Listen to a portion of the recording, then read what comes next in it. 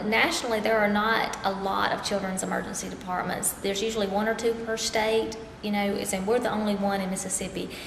We started 25 years ago we were seeing at that point about 15,000 patients a year. We've always been a separate children's emergency department, which is something a lot of people don't know, but we are tucked beside the adult ER, so you have to come in through the same entrance. Through focus groups, we found the patients don't like to come in through the same entrance. They wanted to come to the children's emergency department separately, so that was one of the driving forces to hurry up and get this done. We have the waiting room here. This is the main waiting room where all walk in, drop off, traffic will come through. There's 2 triage rooms, and instead of doing triage 1 and 2, we did jungle and ocean, so just tried to keep real fun themes throughout the whole place. As the patients come in, they'll check in just with name and birth date real quick, and then we triage them and decide what level of care they need. Do they need to run right on back, or can they wait a few minutes?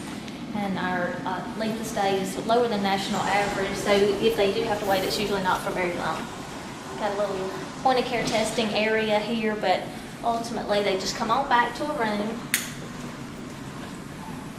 We're moving from 13 rooms to 23 rooms, and as you see the different rooms, you'll see the donors' names right beside them, and then we tried to correspond the artwork in the rooms with the donors who gave it, so it was kind of fun. I think that people will kind of get it some.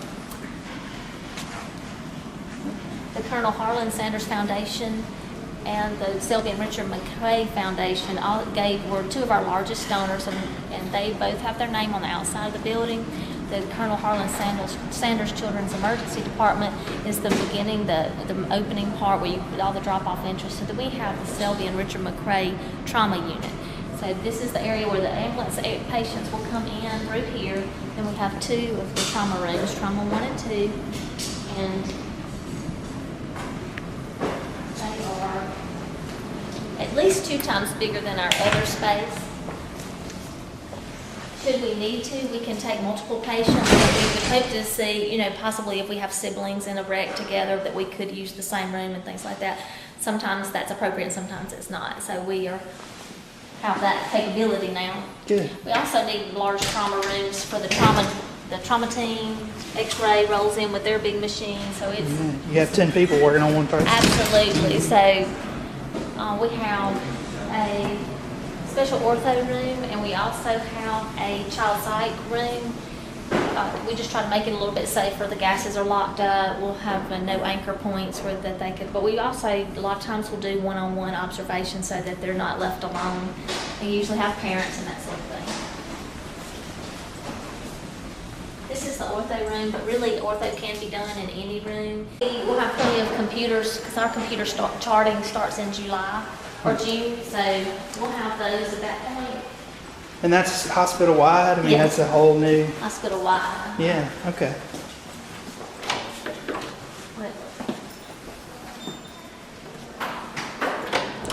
This is an area, a 4-bed area over here.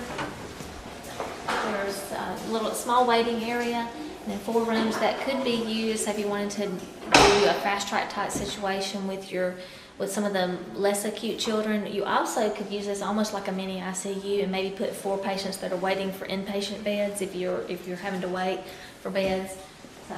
So it can be pretty versatile. We try to set up all the rooms in the same manner so that they can be used however you need them to be. We have a child psych room, a child life room now, which is something we weren't able to offer in the other space. And I'm a firm believer in child life and being able to provide that service. A lot of times if you have a child life staff member there with you when you're doing IVs or some of the procedures, a lot of times the kids will just play right through it and you're not bothering them, so it makes things a lot easier for them. Okay. These are administrative offices, just something that we haven't had in our other space. Okay. Conference room. So we're going from about 5,000 square feet to 15,000 square feet, and we were seeing 25 years ago 15,000 patients, and now we're seeing 36,000 patients. So we are ready to get over in this space to see how many patients we can see. This project is a fully donor-funded project. It's a $5.8 million project here at UMC, so we're very excited to be a little bit closer to the Children's Hospital too, because we will be have closer to the PICU, closer to all the OR and the services that are provided.